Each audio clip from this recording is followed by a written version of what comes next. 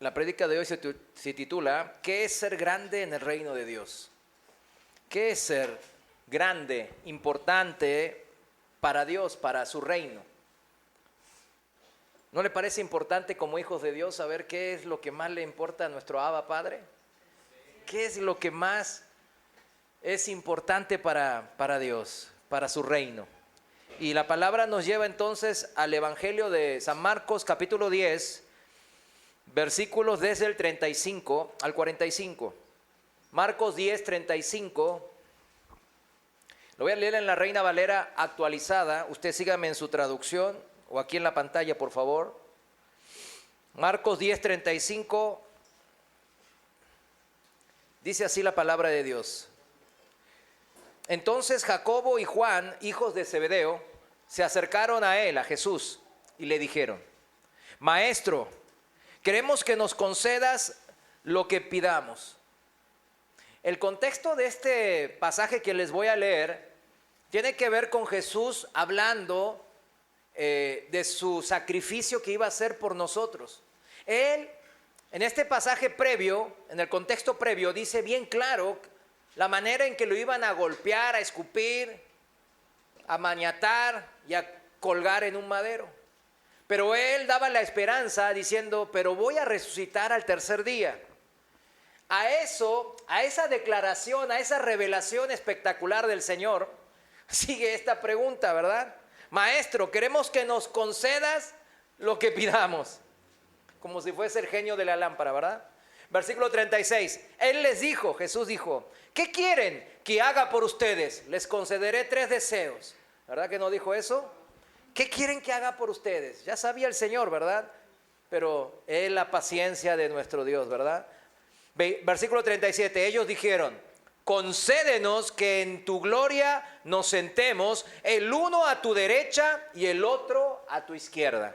O sea, eso significa el número 2 y el número 3. Los más poderosos del reino de Dios. Entonces Jesús les dijo: no saben lo que piden.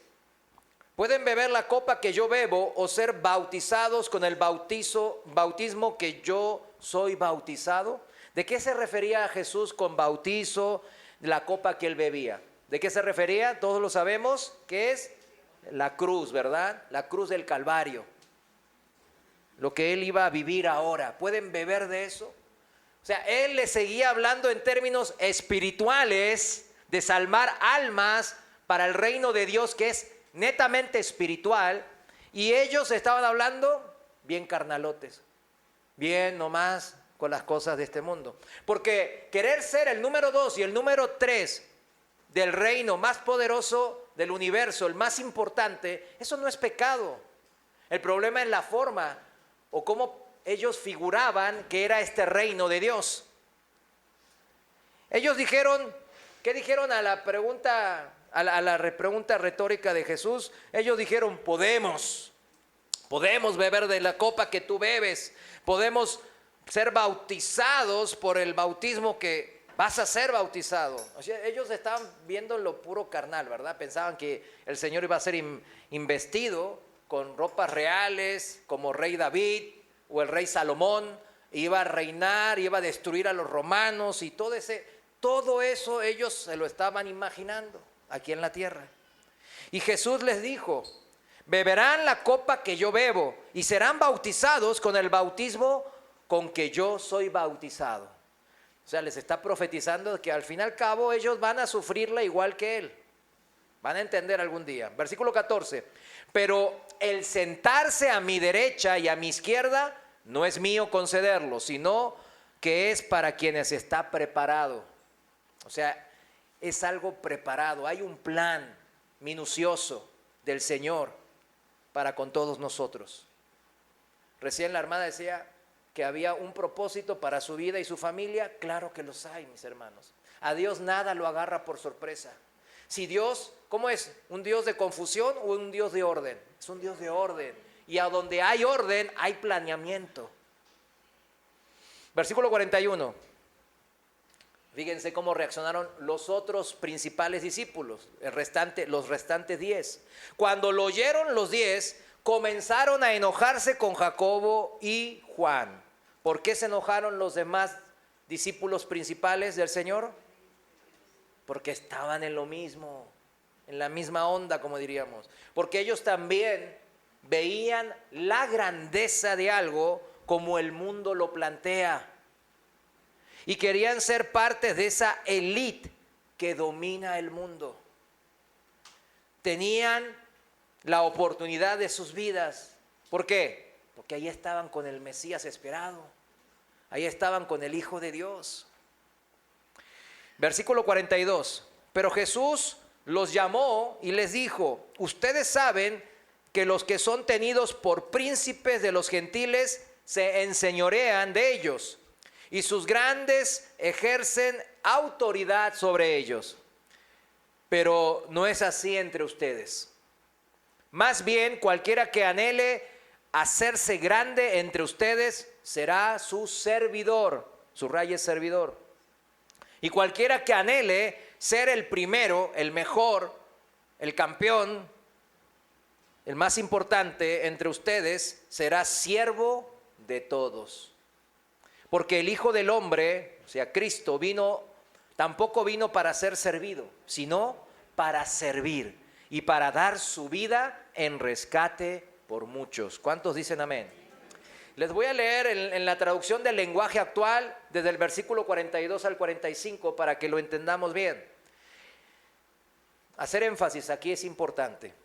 42 dice: entonces Jesús los llamó a todos y les dijo: ustedes saben que los que se sienten jefes y grandes señores se portan como los amos del mundo. ¿Sí es así el mundo? ¿Verdad que sí? Apenas tienen un changarrito, creció el negocio de tacos, la tiendita de la esquina, se amplió y ya los dueños se compraron el carro del año, ¿verdad? Se vienen en el, qué sé yo, la Suburban, ahí van, y ya llegan a la tiendita a abrirla, ¿verdad? Y a los empleados los tratan, ¿cómo? De arriba para abajo, dicen, ¿no? Así es el mundo. Se portan como grandes señores, como los amos del mundo, e imponen su autoridad sobre todo. Se quieren imponer. ¿Cuántos conocieron jefes así? Creo que todos los que trabajamos conocimos jefe de ese estilo, ¿verdad? Gente que se quiere imponer. Versículo 43. Pero entre ustedes no debe de ser así. Al contrario, si alguien quiere ser importante, grande, tendrá que servir a los demás.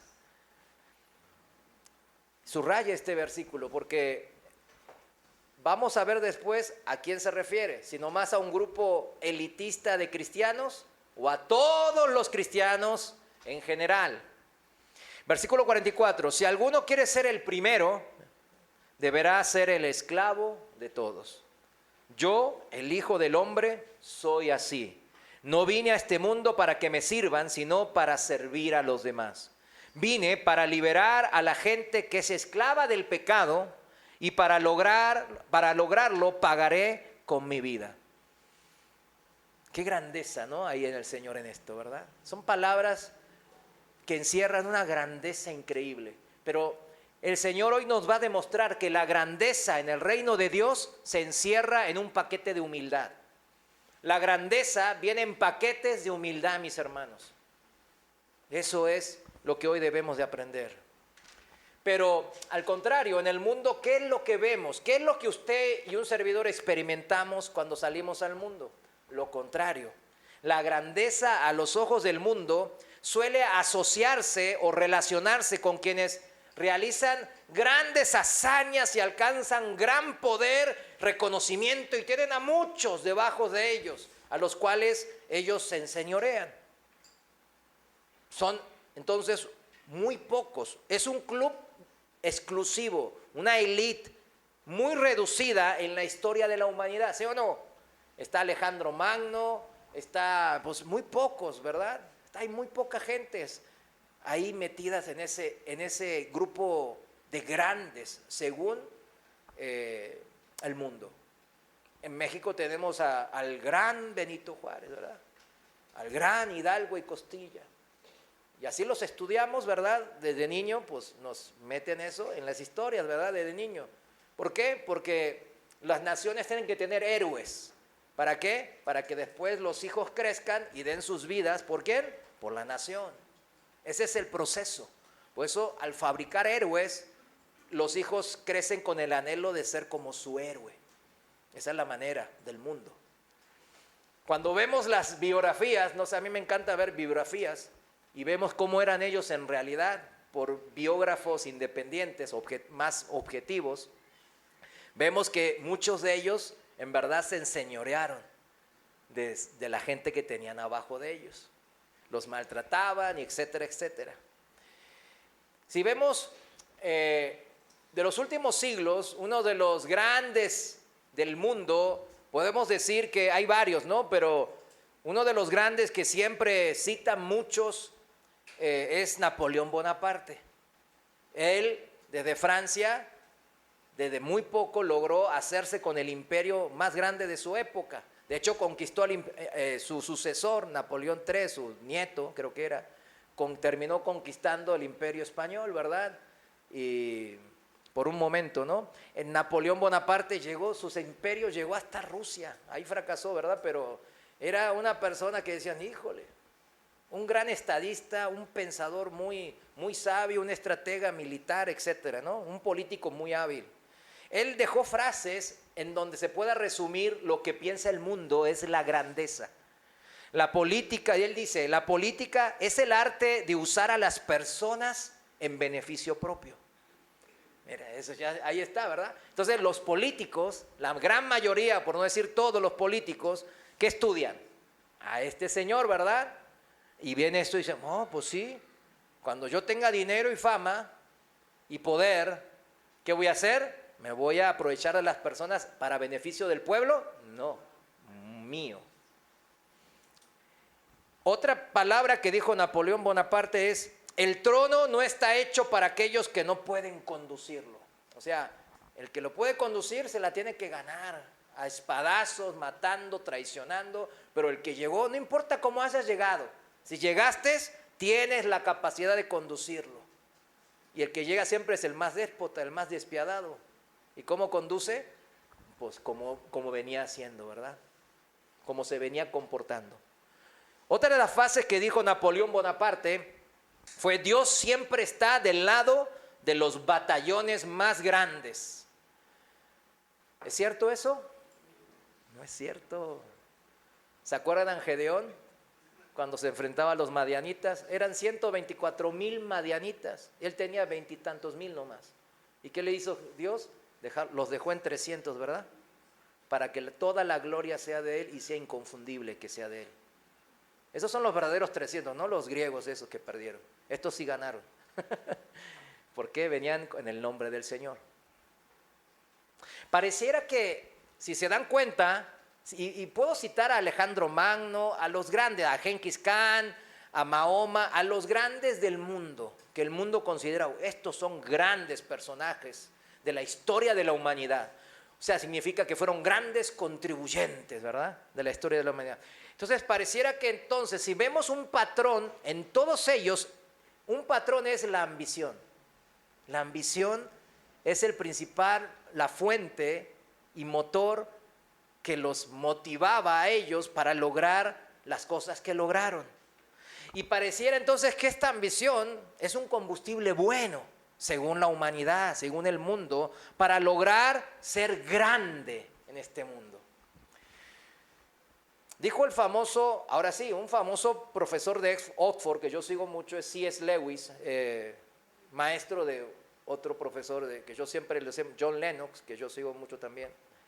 C.S. Lewis es cristiano, se hizo cristiano tarde, a los 40 y tantos años. Pero miren cómo él interpreta lo de la ambición, ya como cristiano.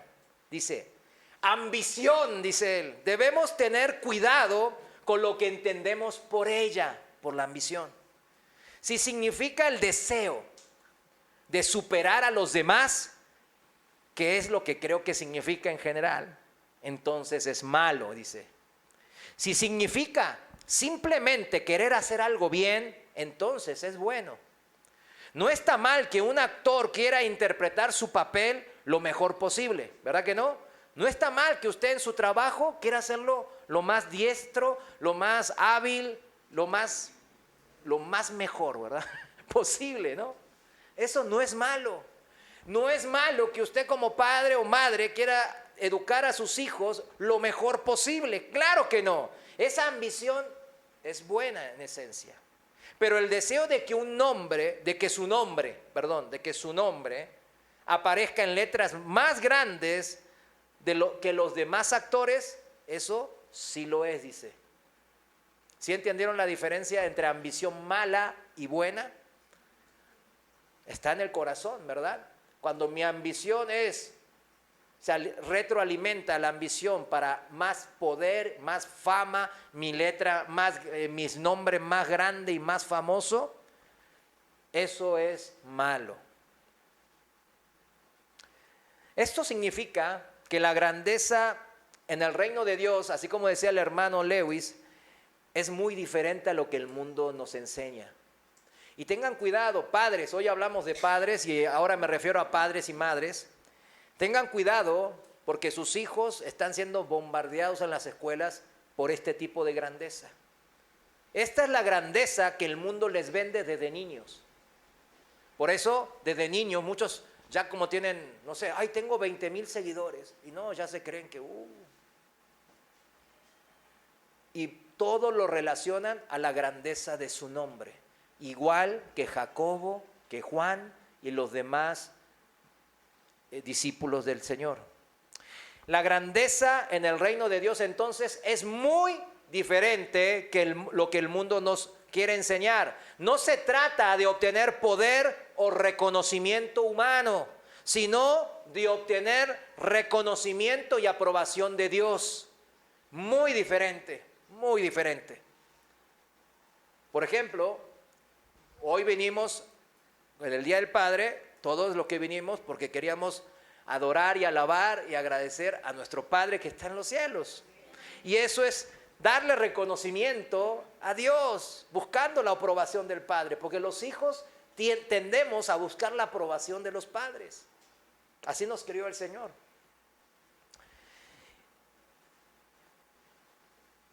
No se trata entonces de obtener poder y reconocimiento humano, sino reconocimiento y aprobación de Dios.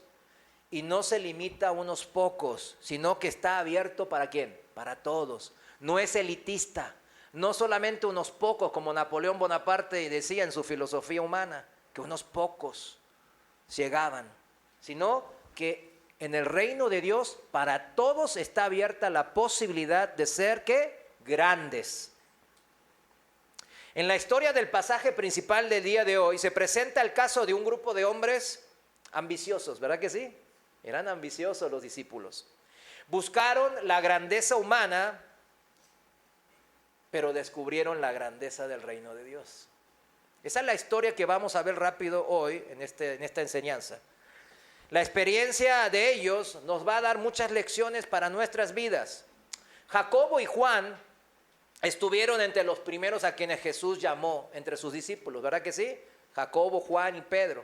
Junto con Pedro, de hecho, formaban el círculo más íntimo entre los discípulos principales que luego pasarían a ser los apóstoles principales, ¿no? En los momentos de más trascendencia, Jesús se llevaba ¿a quién siempre? A Jacobo, a Juan y a Pedro, a los tres. Y a Andrés lo dejaba, el hermano de Pedro lo dejaba, ¿verdad? Se llevaba a ellos tres. Por ejemplo, en el monte de la transfiguración, ¿a quién se llevó? Pues a Jacobo, a Juan y a Pedro. Y vieron la gloria de Dios, ¿verdad? Dice Pedro después en una de sus cartas. No es de extrañar entonces que ellos sintieran alguna jerarquía, ¿verdad? Híjole, mira, yo me imagino a Pedro diciéndole a Andrés, Andresito, bye, yo me voy con el Señor aquí. Ay, y Andrés, ay, dime lo que te va a decir. Shh, calma. Solamente a los ungidos les revela eso. Yo me imagino algo así, ¿verdad? Tipo como que se sentían, ¿no? ¿Por qué? Porque ellos tenían una ambición mundana, terrenal. Entonces cuando Carter los llamaba, el Señor los llamaba porque ellos eran los que más iban a sufrir, la verdad. Los quería entrenar más. Pero ellos no, ay, yo soy el de la derecha. ¿Y este Pedro qué? ¿El del medio? ¿Cómo queda Pedro? Entonces estaban entre los dos hermanos, ¿verdad? Viendo qué onda. Su enfoque, el enfoque de Jacobo y Juan, era un enfoque egocéntrico del liderazgo. Y esa situación es la que desencadenó la ira de los demás discípulos, que también estaban en lo mismo también, ¿no? Jacobo y Juan, como diríamos aquí en México, les quisieron comer el mandado a los demás discípulos, ¿verdad que sí? Por eso se acercaron primero. Miren, mejor nos acercamos antes que Pedro y Andrés nos coman el mandado. O sea, mejor nosotros primero como es en el mundo, ¿verdad? Ataca, el que golpea primero, ¿qué? Pega 2 veces. Por eso no se deje. Si alguien lo ofende, atáquelo. No es así, ¿no? Ayer la pastora Berta nos enseñaba bien claro cómo aguantando vara, Dios le dio la razón. Y fue ella hecha grande en el reino de los cielos. Esta situación que Jacobo y Juan fueron con el Señor a preguntarle, oye, quiero ser el segundo y el tercero a tu diestra y a tu izquierda, ¿verdad? Esta situación de, entre comillas, injusticia, irritó a los demás. Ellos también deseaban ser esas posiciones las más preciadas, ¿no?, en el reino. Pero fíjese, en cualquier caso, Jesús convirtió este evento de ellos, de su ambición mundana, en una oportunidad de aprendizaje para todos los discípulos, incluyéndolos, ahora sí, en la enseñanza de la grandeza del reino de Dios. Y abordando, claro, su orgullo y su egoísmo que estaban ahí subyacentes, ¿no?, en sus corazones. Los grandes de la tierra, dijo, se distinguen, Jesús dijo, ¿qué les dijo? Que se distinguen por exaltarse a sí mismos y por ejercer el poder, dominio y control sobre sus subordinados. Pero la vida en el reino de Dios no funciona así, les dijo. Es un reino al revés de eso, justo lo opuesto a los reinos del mundo. Y en ningún lugar es esto más evidente que en los asuntos de poder y de liderazgo. En los asuntos de poder y de liderazgo, lo más evidente es cómo funciona y qué es ser grande en el reino de Dios. Jesús dijo que quienes deseen ser grandes en el reino de Dios pueden lograrlo. ¿Cuántos le dan gracias a Dios por eso? Amén. Pero no con los métodos del mundo.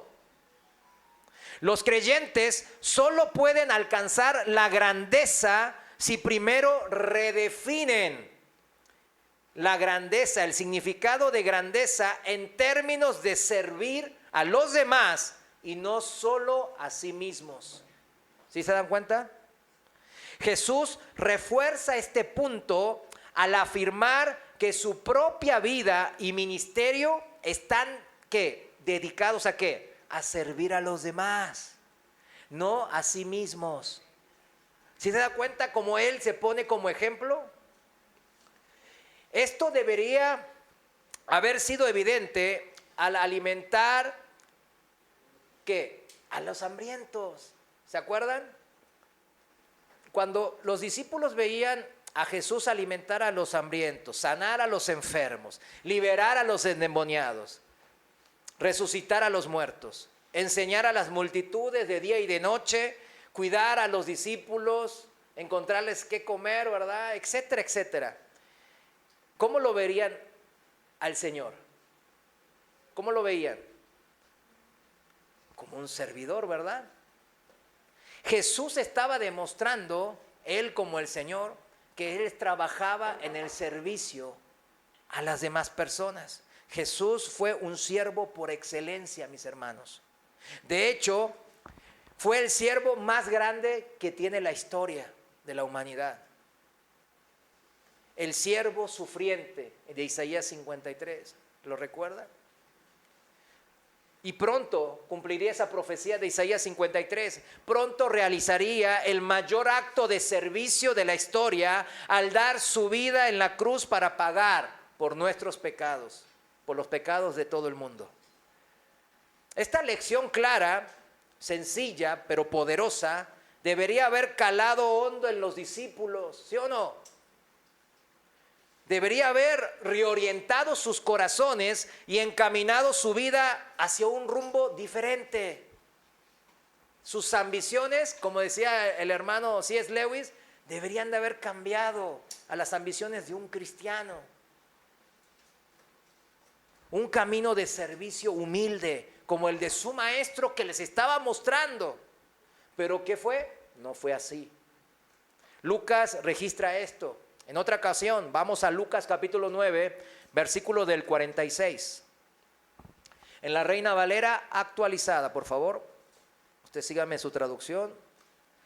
Lucas 9, 46, dice así la palabra de Dios. Entonces hubo una discusión entre los discípulos. ¿Cuándo no? Ahí estaban. ¿Cuál de ellos sería el más importante? Seguían haciendo lo mismo.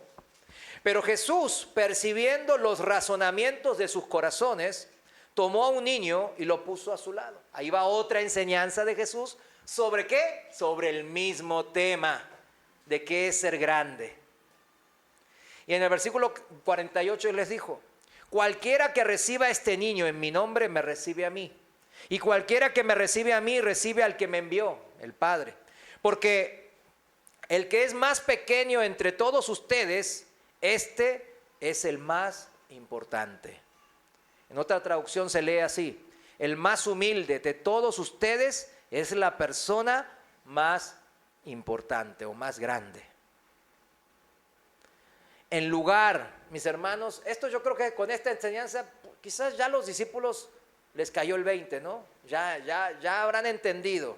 Pero en lugar de mejorar la situación entre los discípulos por sus ambiciones que traían mundanas en el corazón, la situación que pasó siguió empeorando entre ellos. Los 12 discípulos ahora intentaban calcular quién era el más importante y discutían ahora sí abiertamente entre ellos sobre su estatus. Jesús resolvió la situación. Entonces aquí vemos, por ejemplo, en este caso que trajo un niño, ¿verdad? El traer un niño y ponerlo en medio del grupo es una lección práctica importante, mis hermanos.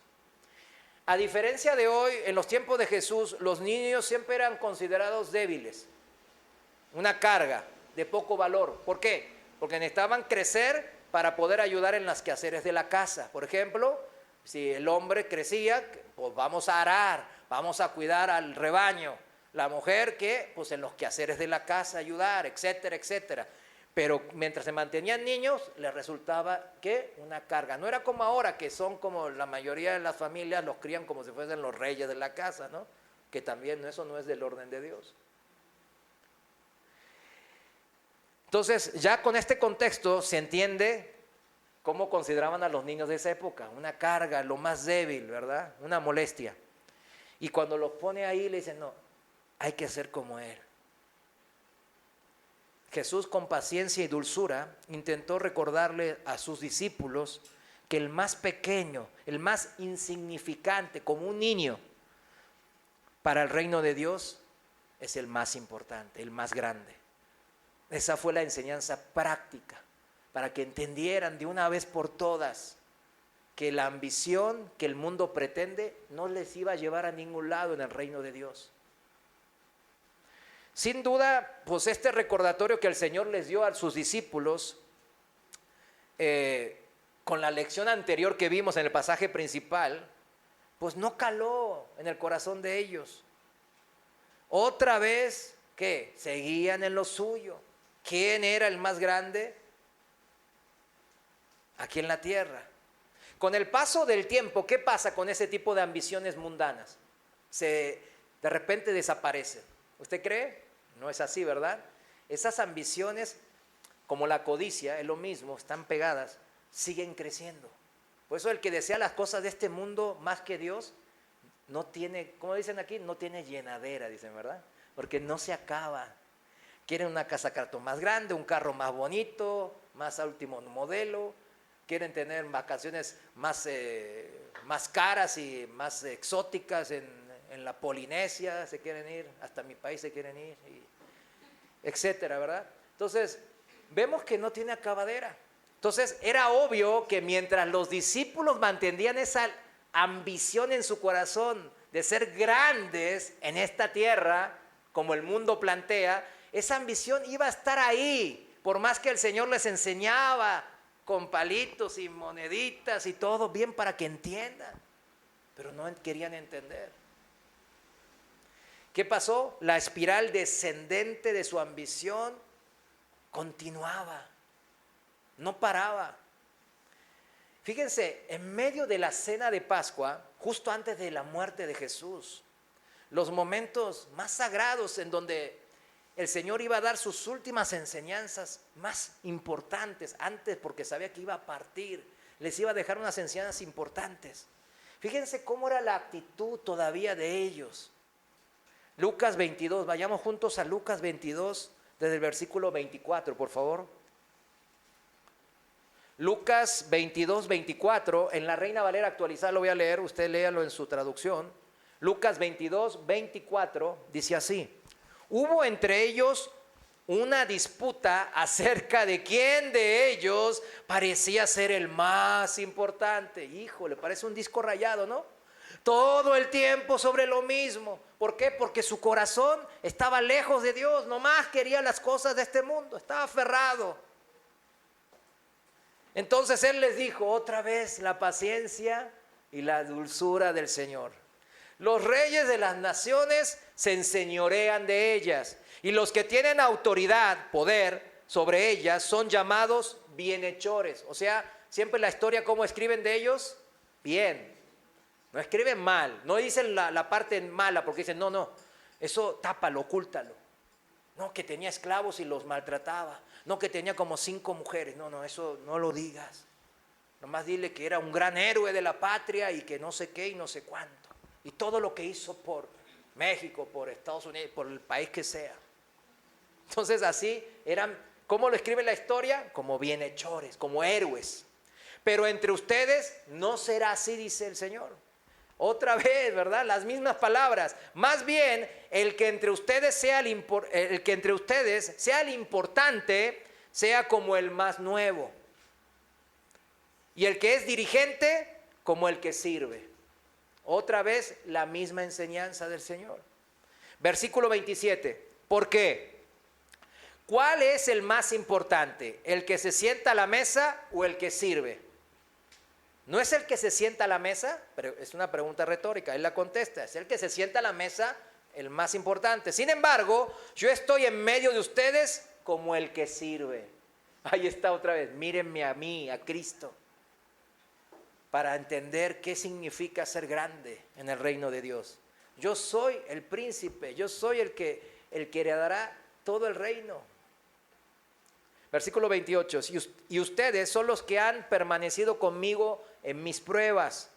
Yo pues dispongo para ustedes un reino, como mi Padre lo dispuso para mí, para que coman y beban en mi mesa, en mi reino, y se sienten sobre tronos para juzgar a las 12 tribus de Israel. ¿Se dan cuenta? El Señor ya les estaba hasta poniendo lo que iba a pasar en el reino venidero. Pero ahora debería de tratar con sus corazones. Pero algunas cosas mueren lentamente en nuestras vidas.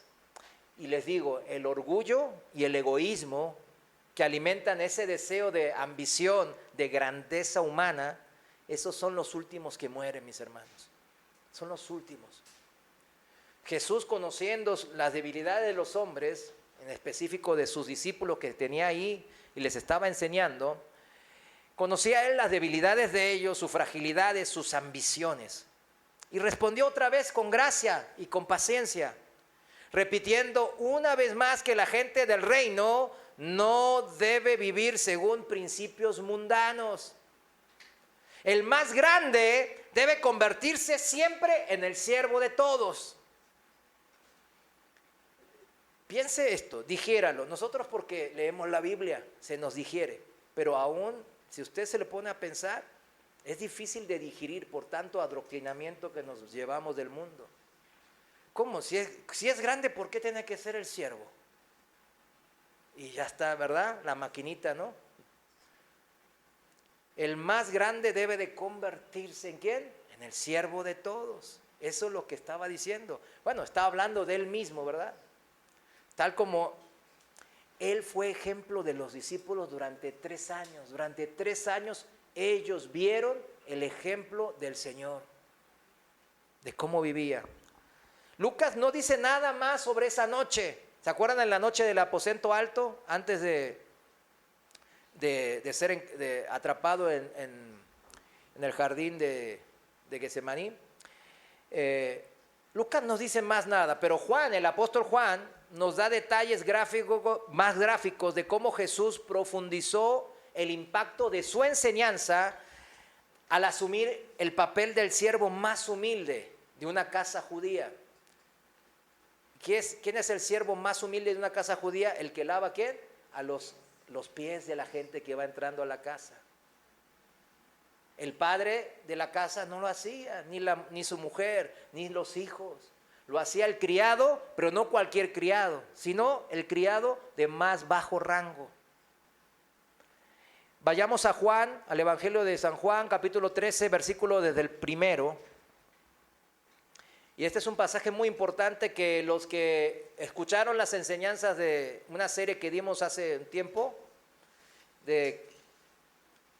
justamente de Juan capítulo 13, ¿no? De la escuela de Cristo de la santidad, pues ya sabe este pasaje, ya usted lo puede enseñar, ¿verdad? Y dice así la palabra de Dios: antes de la fiesta de la Pascua, sabiendo Jesús que había llegado su hora para pasar de este mundo al Padre, como había amado a los suyos que estaban en el mundo, los amó hasta el fin. Fíjense que amarlos hasta el fin, ¿qué significa? Ay, mi rico discípulo, qué bonito eres. Ay, ven aquí. Ay, no importa que seas bien carnal, yo te quiero mucho. Y ya me voy y me muero. No, mira, lo que estás pensando está mal. Y te voy a corregir, y te voy a enseñar lo que es verdad. Eso es amar, ¿verdad? ¿Cuántos dicen amén? Durante la cena, como el diablo ya había puesto en el corazón de Judas, hijo de Simón Iscariote, que lo entregara, y sabiendo Jesús que el Padre había puesto todas las cosas en sus manos y que él había salido de Dios y a Dios iba, se levantó de la cena, se quitó el manto y tomando una toalla se ciñó con ella. Luego echó agua en una vasija y comenzó a lavar los pies de sus discípulos y a secarlos con la toalla con que estaba ceñido. O sea, nosotros decimos, conocemos esto de memoria desde niños los que asistimos a iglesias, aunque sea a la tradicional, porque eso es una imagen, una de las más conocidas de la Biblia, de los evangelios, ¿sí o no? Pero en el contexto, como yo les mencioné, judío, esto es una aberración. Esto no puede ser, se le pasó la tuerca al Señor, como quien diría. Ellos se habrán quedado sorprendidísimos de esto. ¿Qué está haciendo el Señor? ¿Qué está pasando aquí? Esto no lo puedo entender. ¿Se los había explicado el Señor antes, sí o no? Sí, ya lo estuvimos viendo una y otra vez. Como ellos no querían entender, el Señor fue lo más gráfico posible. Y no había mejor ejemplo que ceñirse en una toalla y lavar los pies. Esos pies sucios y no bien olientes de sus discípulos, lavárselos. Vayamos a unos versículos más abajo. Recién leí del 5 al 12, dice así: así que después de haberle lavado los pies, tomó su manto y se volvió a sentar a la mesa y les dijo, ahí viene la enseñanza, ¿entienden lo que les he hecho? Y habrá contestado uno, sí, me lavaste los pies. Entonces, el Señor dijo, ustedes me llaman maestro y Señor, y dicen bien, porque lo soy. Pues bien, si yo, el Señor y el Maestro, lavé sus pies, también ustedes deben lavarse los pies los unos a los otros. Porque ejemplo les he dado para que, así como yo les hice, ustedes también lo hagan. De cierto les digo, que el siervo no es mayor que su Señor, ni tampoco el apóstol es mayor que el que lo envió. O sea, si el Señor, el gran Señor, el Dios Todopoderoso, hizo eso por nosotros, ¿qué debemos de hacer nosotros? Lo mismo. Versículo 17. Aquí viene la promesa, porque siempre el Señor nos quiere atar porque sabe que somos bien frágiles, con promesas. Y ahí viene la promesa. Si saben estas cosas, ¿cuántos saben estas cosas? Amén. Si no las sabía, hoy las está aprendiendo. Si saben estas cosas, que dice, bienaventurados son los que no las hacen. Bienaventurados son los que las hacen, ¿verdad? ¿Y por qué no las hacen? No sé qué. Pues hay que hacerlas. ¿Qué hay que hacer? Lavar los pies unos a otros. O sea, servirnos unos a otros. De manera muy concreta, Jesús, pero súper concreta, ¿verdad? Intentaba ayudar a sus discípulos a conectar. ¿Qué? La creencia de ellos. Ellos sabían que Jesús era el Señor. Amén. ¿Era el Mesías? Sí. ¿Era el maestro de maestros? Amén. Él quería conectar esa creencia que decían, como todo el mundo aquí en México se va a la calle, ¿qué le dice? Jesús es el Señor, le va a decir amén. Y si se encuentra un aleluya, si le va a decir aleluya, amén, le va a decir. Y no va a haber, ay, ese es cristiano. Pero ¿qué pasa? Jesús quería conectar esa creencia que decía, ay Señor, tú eres el maestro y el Señor, con una actitud, con un cambio de actitud, con un cambio de ambición, con un comportamiento en ellos que cambie la manera en cómo ellos se comportaban mutuamente, cómo se servían mutuamente. Él estaba entre ellos como ¿qué? Siervo, un siervo que los amaba y estaba a punto de hasta dar su vida por ellos. Si él podía lavarles los pies, él podía morir en la cruz por ellos, ellos también debían de lavarse los pies unos a otros. Esa es la enseñanza para ellos y para nosotros también, mis hermanos. De esta manera, ellos tendrían que seguir este ejemplo, el mandato que estaba a punto de darles en un momento allí en el aposento alto, en la última cena. En Juan, el mismo 13, capítulo 13, en el versículo 34, ¿qué dice? Un mandamiento nuevo les doy, que se amen unos a otros como yo los he amado. Y que también ustedes se amen unos a otros, significa. En otras palabras, su fe. ¿Cuántos tienen fe? Amén. Bueno, nuestra fe, ¿en quién? En Cristo. Debe de expresarse a través del amor por Él. Un amor que se manifestará en un servicio humilde hacia el hermano. La expresión de nuestra fe es el amor, mis hermanos. Por eso no se vale, no, yo no amo a esta gente, no, yo no me quiero ni congregar. Usted, hermano, no tiene fe. ¿Cómo dice que no tengo fe? Jesús es el Señor y Él volverá por mí y en el rapto me llevará, ¿sí? Con chanclas y todo. Sí, claro. Pero aquí bien claro la enseñanza del Señor dice otra cosa. Dice que la manifestación, lo que demuestra que tengo fe es el amor que yo demuestro a Dios. No, yo amo mucho a Dios, pero a través de los hermanos. Porque Dios no está aquí físicamente, ¿sí me entienden? Él va a volver. Pero ¿quién está físicamente aquí? Mis hermanos. Por eso el mandato bien claro en Juan 13:34 es, ámense unos. O sea, la conclusión de este servicio es ese. Háganlo. Este amor provendría de ¿quién? ¿De ellos mismos? No, claro que no. Del Espíritu Santo que mora en todos los que hemos creído genuinamente. Y no se iba a limitar a lavar los pies nomás, ¿verdad? Y menos a decir que el Señor es Jesús es el Señor y listo. Y ya eso me hizo cristiano. Para nada. Sino que se debe de extender ese servicio a los hermanos a cualquier necesidad que se encuentra en el camino de mi vida. De hecho, como dice, mi vida se cruza en un camino con la de ustedes, ¿verdad? Y la de ustedes con la de otros hermanos o gente que no es hermana. ¿Cómo vamos a servir en cada oportunidad a esas personas? Esa debería ser la pregunta de alguien que es grande en el reino de Dios. Jesús concluye diciendo que saber estas cosas no basta, ¿sí entiende? Saber que Él es Jesús, el Mesías, el Hijo de Dios, no basta. ¿Serían bendecidos cómo? ¿Por saber? No, si realmente cumplen, si realmente pasan a la acción lo que dicen creer. Si no, no hay bendición, mis hermanos. No hay bendición. Y lo digo para la gente que anda sufriendo en muchas cosas.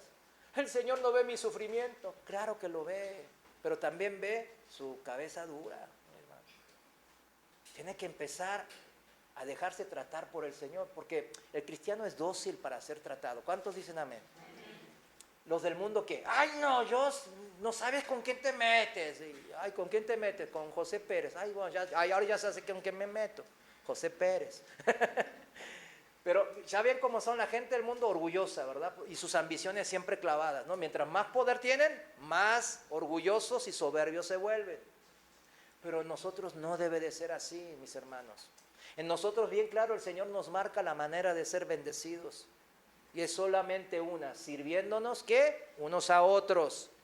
Poniendo a la acción la fe, que significa poner la acción al amor, poner a la acción mi fe en Cristo, que significa igual a ¿qué? Amor. ¿Amor por quién? Por Dios. Sí, claro, por Dios, pero a través de mis hermanos. Recuérdelo. Cuando una persona su fe se está enfriando, es porque se está aislando de la grey. Es que voy a la iglesia y todos me lastiman, el pastor siempre me ataca en sus prédicas y que no sé qué y no sé cuánto. ¿Qué pasa ahí? ¿Qué pasa ahí? Pues no se está cumpliendo, la fe se está disminuyendo. Por eso disminuye el amor. El amor, la manifestación del amor es un síntoma que denota que la fe se está enfriando. ¿Sí lo entiende ahora? Es importante entenderlo de esa manera. No es que él es menos cristiano o más cristiano, no. Significa un problema, una enfermedad espiritual, de corte espiritual, que nosotros, especialmente los pastores, el liderazgo de una iglesia local, debemos tratar de identificar y ayudar al hermano, como un hospital lo hace, ¿verdad? En este caso, hospital espiritual. Pero miren, ¿lo habrán entendido los apóstoles? ¿Sí o no? Pues ahora parece que ya empezaron a entenderlo. Después de la muerte de Jesús, les cayó el 20. Y a juzgar por la actitud que tuvieron todos los apóstoles ahí en el libro de los Hechos, sí se ve que cambiaron su ambición por una espiritual. En Primera de Pedro, capítulo 5, versículos 1 al 7, parece claro que Pedro sí captó. Y los demás, podemos concluir que con seguridad todos los demás discípulos también captaron que es ser grande en el reino de Dios. Primera de Pedro 5, 1, sigo en la Reina Valera actualizada. Dice así, a los ancianos, Primera de Pedro 5, 1, a los ancianos entre ustedes les exhorto. A los ancianos significa al liderazgo de la iglesia, a los que enseñan. Yo, anciano también con ellos, testigo de los sufrimientos de Cristo y también participante de la gloria que ha de ser revelada. ¿Qué dice? Apacienten el rebaño de Dios que está a su cargo. Cuídenlo no por la fuerza, o sea, imponiéndonos, sino de buena voluntad según Dios. No por ganancias deshonestas, no por que el dinero sea el factor que me mueva, sino de corazón. No como teniendo señorío, o sea, que yo me sienta que soy el dueño de sus almas, sobre los que están a su cargo, sino como ejemplos para el rebaño. En la traducción del lenguaje actual, en el versículo 3 que acabo de leer, dice, no traten a los que Dios les encargó como si ustedes fueran sus amos. Más bien procuren ser un ejemplo para ellos.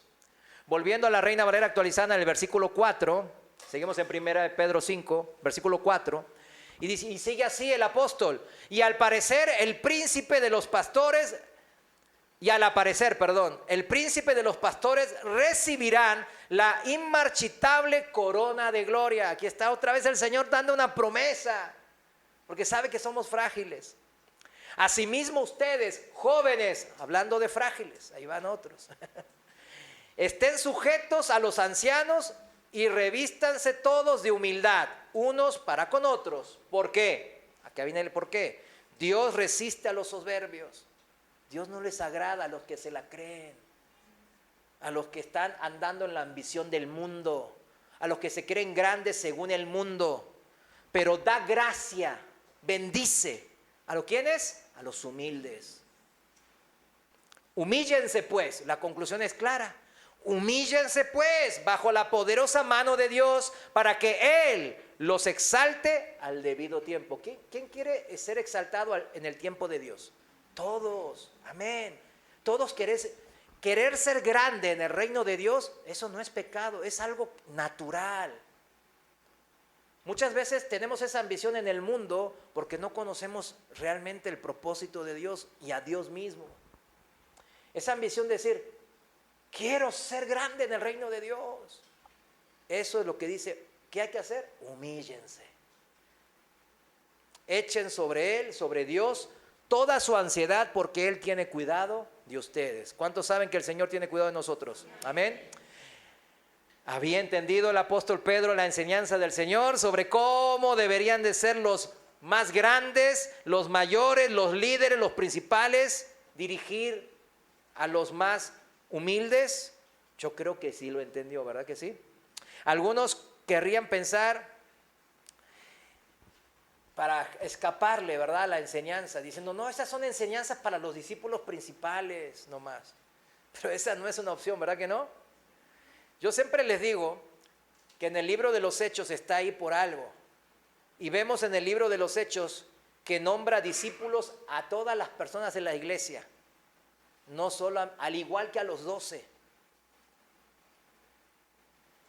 La iglesia primitiva, normalmente al principio de todo, de Pentecostés, hasta que, ¿se acuerdan?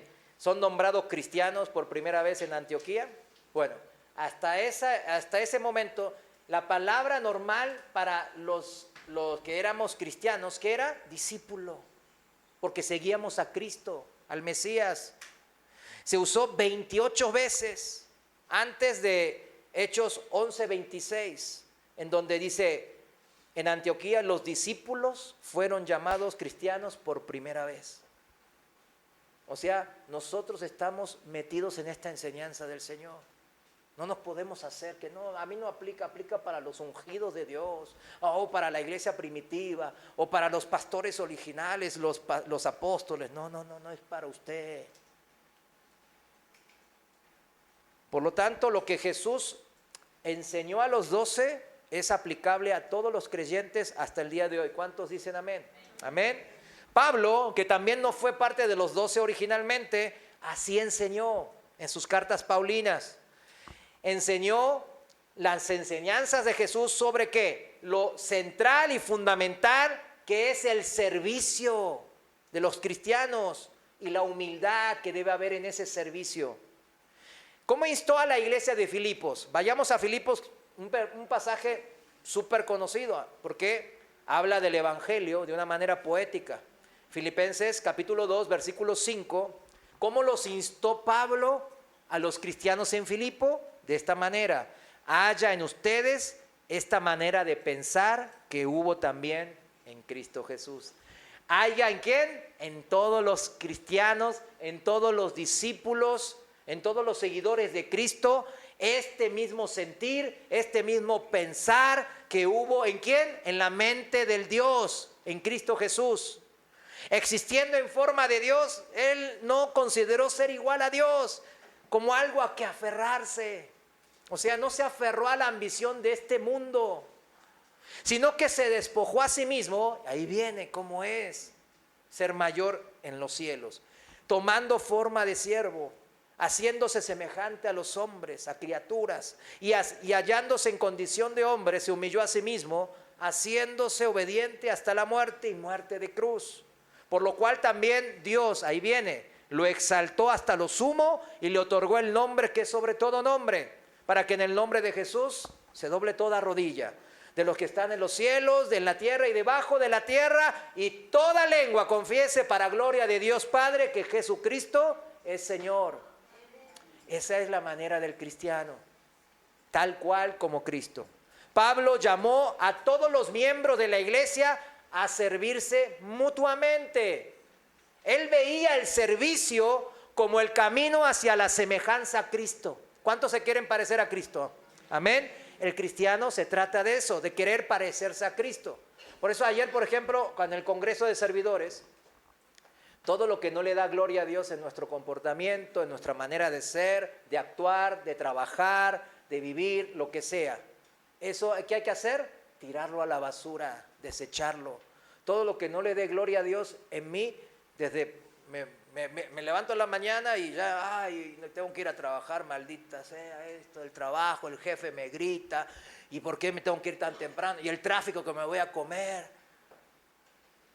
Qué bendito día empezó el hermano, ¿verdad? Pues no, ay, gracias Señor, ya me desperté otro día nuevo, mira, tengo un peinado todo así por arriba, ya no necesito gel, gloria a Dios. Y ahí me voy y mira mi ropa, y de repente me pongo una ropa y veo que está medio raro y no, pues le doy gloria a Dios con esta ropa, pues no, entonces me cambio la ropa. ¿Le doy la gloria maldiciendo a mi jefe? Pues no.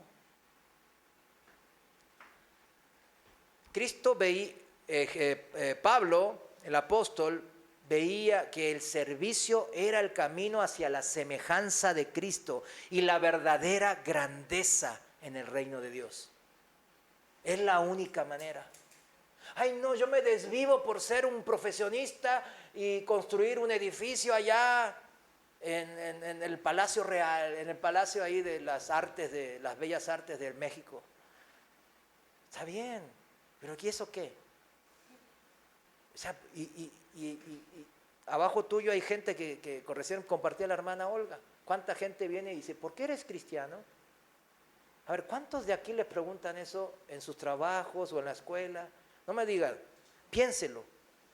Si no le preguntan eso muy seguido es porque usted ya se mimetizó con ellos.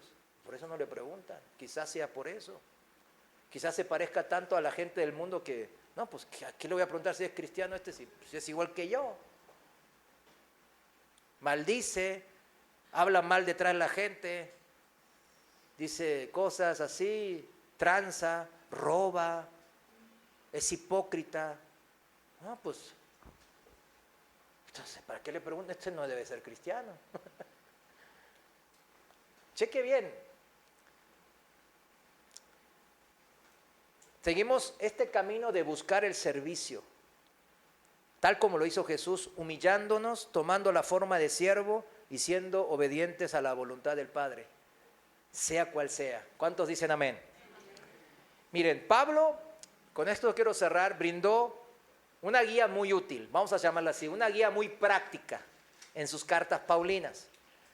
A los creyentes en Filipenses, de Filipos, le dio esta guía ahí mismo en Filipenses 2, capítulo 2, versículos 3 y 4. No lo busque, yo se lo leo, ya lo tenía ahí, ¿no? Dice así, en la versión que yo busqué, dice, no hagan nada por egoísmo ni vanidad. Miren qué buena guía, ¿no? No hagan nada por egoísmo ni vanidad. Más bien, con humildad, consideran a los demás como superiores a ustedes mismos. Cada uno debe de velar no solo por sus propios intereses, sino también por los intereses de los demás. ¿Cuántas veces pensó en los demás en su día a día? Chéquelo. Se va a sorprender que muchas veces ni pensó ni una sola vez, ni siquiera en sus padres, ni siquiera en su familia cercana, o en un hijo, o en un hermano en la carne. ¿Se acuerdan cómo dijo Napoleón? Usar el poder y la ambición, ¿para qué? Para todo, a mis propios intereses. ¿Y cómo está diciendo aquí la palabra de Dios a través del apóstol? Cada uno debe de velar no solo por sus propios intereses, sino también por los intereses de los demás. En otra versión dice, ninguno busque únicamente su propio bien, sino también el bien ¿de quién? De los otros. Este principio de vida es una manera sencilla de poder empezar a servir a los demás de una manera que demuestra la fe que hay en mí. Al hacernos, ¿qué ponemos en acción? El amor. Ponemos en acción el amor de Dios en nosotros. Porque el amor no es simplemente un sentimiento, una emoción. Ay, siento que amo mucho a Dios, lo amo mucho. Y ya se quedó ahí en meras palabras. El amor es un acto de voluntad propia, en el que buscamos el bien de los demás mediante acciones concretas que los ayudan a ellos, no en buenos deseos. No, que te vaya bien, que Dios te bendiga, de labios para afuera, ¿verdad? Mateo 7:12 habla justamente de eso, es el fundamento de esta enseñanza que estoy diciendo, porque el Señor aquí en Mateo 7:12 dice en la Reina Valera actualizada, así que todo lo que quieran que hagan los hombres por ustedes, ¿cuántos quieren que les regalen un carro? Nadie levanta porque ya sabe que les voy a decir, ¿verdad? Son bien sagaces, ¿eh? Pues todos queremos que nos den un buen regalo y mientras más grande el regalo, pues mejor. Eso no es pecado. El tema que dice la ley de Dios, ¿cómo dice? Así que todo lo que quieran que los hombres hagan por ustedes, así también hagan por ellos. Porque esto es la ley y los profetas. Por esto se escribió la Biblia, significa. Para la demostración del amor de Dios en nuestras vidas. Servir a los demás buscando su bien por amor. Es la forma en que expresamos nuestra fe en acciones concretas. La fe son acciones concretas, acciones de amor concretas. Esto es la esencia de la vida cristiana, mis hermanos. Todo el que se desvía de eso, su fe va ¿a qué? En detrimento. Y terminan hasta apostatando de la fe. El apóstol Pablo continúa, y miren, la fe que obra por amor, dice, en Gálatas 5:6, para el que anota. La fe que obra, ¿por qué? Por amor. La fe siempre obra a través del amor que se manifiesta. Y continúa diciendo ahí en Gálatas 5, versículo 13, servíos por amor los unos a los otros. El servicio humilde, pues, que brota del amor, es una de las principales expresiones de la fe salvadora que hay en nosotros, en el pueblo de Dios, y el camino a la grandeza que el Señor quiere que vivamos. El Señor quiere que sus hijos vivan en la grandeza. ¿Cuántos quieren que sus hijos les vaya mal? A ver, levante la mano. A eso sí quiero que levanten la mano. A ver, para expulsarlos de la iglesia. Nadie queremos que nuestros hijos les vaya mal. Entonces, ¿cómo nuestro Padre que está en los cielos va a querer que nos vaya mal? Entiéndanlo. El Señor quiere que seamos grandes, pero no en esta vida y en este reino terrenal, sino en el reino de los cielos, en el reino que dura para siempre, por los siglos de los siglos. El amor y el poder de Dios deben de motivarnos para servir, porque uno dice, no, yo no siento la verdad. Entonces tienen que conocer más a Dios. Cuando más conozca de ese amor de Dios, más va a estar motivados en servir a Dios. La buena noticia, mis hermanos, es que si somos cristianos nacidos de nuevo, su amor y su poder ya está en el amor de Dios, y el poder de Dios está en usted, porque el amor de Dios ha sido derramado en nuestros corazones por el Espíritu Santo que nos fue dado, dice Romanos 5:5. La mala noticia, pues tenía que haber una, ¿verdad? Es que muchos cristianos no experimentan este tesoro en la vida diaria, no lo experimentan, porque están dominados por su viejo hombre, por su viejo yo, la carne. Por eso Pablo manda a los Gálatas, si seguimos allá en Gálatas 5, 16 y 17, da un consejo muy bueno ¿para qué? Para ya despabilarse, desatarse de toda esa carne, ¿verdad? Y dice, anden en el Espíritu y así jamás satisfarán los malos deseos de la carne, de esa ambición terrenal, de querer ser grande en esta, que mi nombre sea famoso, que la grandeza de este mundo. No. Dice, no anden en el Espíritu. Porque la carne desea lo que es contrario al espíritu. Nos dice por qué. ¿Por qué? ¿Y por qué es malo querer mucho dinero y que mi nombre sea famoso? Porque es que, cuidado, la carne está en contra de lo que es el espíritu. Y el espíritu lo que es contrario, es lo que es contrario a la carne. Ambos que se oponen mutuamente para que no hagan lo que quisiéramos, dice la palabra. Un mandato similar le dice a los Efesios en Efesios 5:18, sed llenos del Espíritu, dice. Hay que llenarse del Espíritu de Dios. El énfasis repetido de Pablo es ser ¿qué? Llenos del Espíritu Santo y caminar en el Señor, en todas las raíces doctrinales de enseñanza que Él nos dejó, para así y solo así estar en la presencia empoderadora del Espíritu Santo. Ahí dije empoderadora, viste que mucha gente dice, ay, empodérate en tu... No. El único empoderamiento que podemos realizar, ¿qué es? En el Espíritu Santo, mis hermanos. Por último, y como advertencia, 5 minutos, el fin de la grandeza que plantea el mundo, porque hay que ver ese aspecto rápidamente también. Porque uno puede decir, yo amo a Dios, yo estoy sirviendo en la iglesia, en mi familia soy un buen marido, soy una buena esposa, soy un buen hijo, estoy haciendo todo más o menos correcto, ahí va. ¿Y qué tiene de anhelar las cosas de este mundo? ¿Qué hay de malo en eso? El tema es que la carne siempre nos va a querer ganar el mandado, como quisieron hacer Jacobo y Juan. ¿Por qué? El fin de la grandeza que plantea el mundo, recordemos bien esto, para que se nos quite de raíz esa grandeza terrenal. Ya está profetizado en esta Biblia que tenemos, en la palabra de Dios. En Apocalipsis capítulo 6, en el 6º sello, dice que el sol se va a oscurecer como tela de silicio. ¿Sí conoce ese pasaje? ¿O le da mucho miedo para leerlo?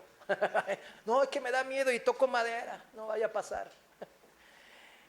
Dice que el sol se va a oscurecer como tela de silicio, que la luna se pondrá como de sangre, los cielos serán conmovidos, todo monte y toda isla serán sacudidas, habrá terremotos tremendos, ¿verdad?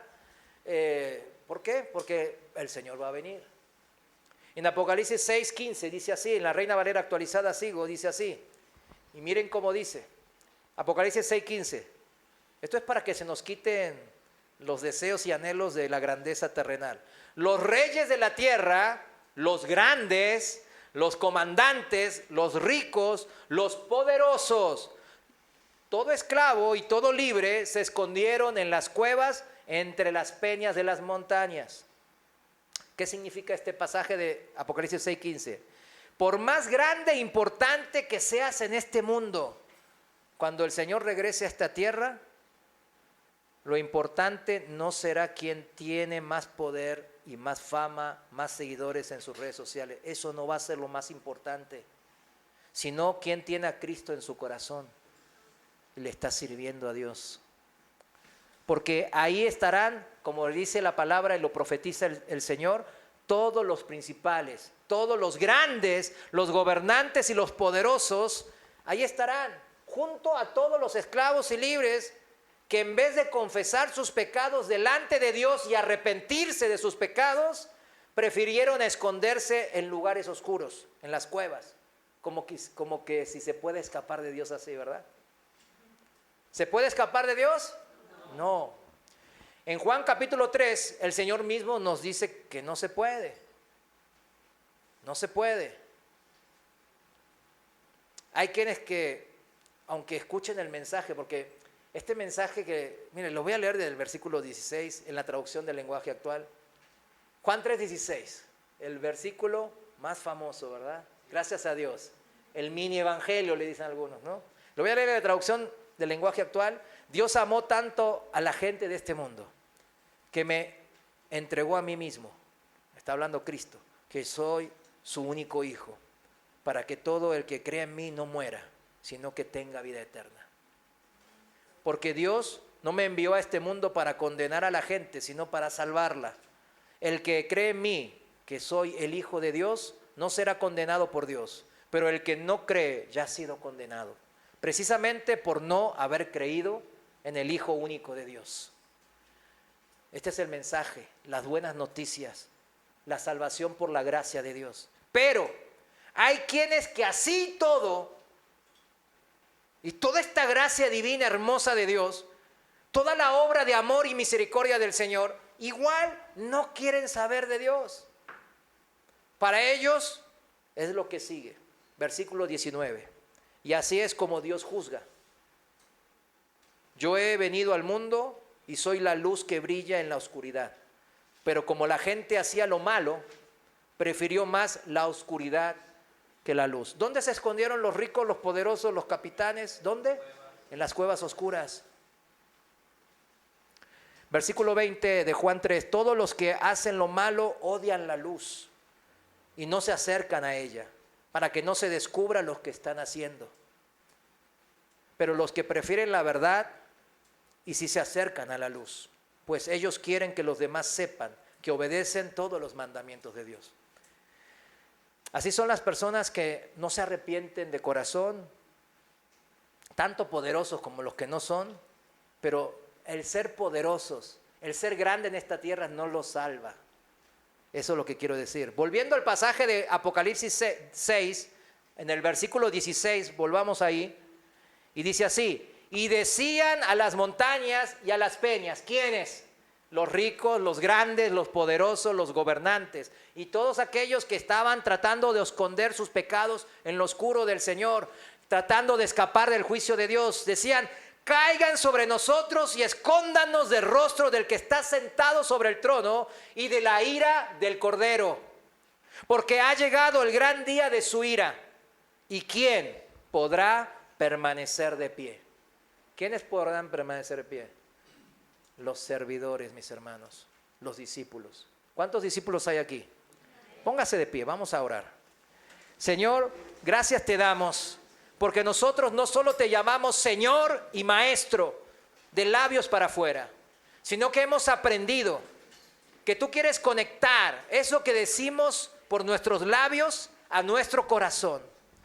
Y en nuestro corazón está la fe verdadera. La fe verdadera en ti, mi Señor, que se expresa a través del amor. Señor, ayúdanos a asumir este papel, mi Dios. Ayúdanos a que nuestra ambición terrenal muera, como el viejo hombre, como el viejo yo,